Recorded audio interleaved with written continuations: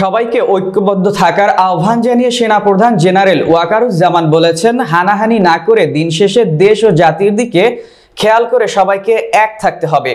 যদি নিজেরা কাদা ছোড়াছড়ি করেন, দেশ ও জাতির সার্বভৌমত্ব বিপন্ন হবে।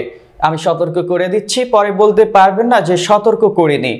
প্রধান উপদেষ্টা ডক্টর মোহাম্মদ ইউনূস যতটুকু পারছেন সাহায্য করছেন দেশকে ইউনাইটেড রাখার। মঙ্গলবার জাতীয় শহীদ সেনা দিবসে মহাখালীর রাওয়া ক্লাবে আয়োজিত ফটো এক্সিবিশনে সেনাপ্রধান এসব কথা বলেন। ত্রয়োদশ সংসদ নির্বাচন নিয়ে ওয়াকারুজ্জামান বলেন, আমার মনে হয় আমরা নির্বাচনের দিকেই ধাবিত হচ্ছি।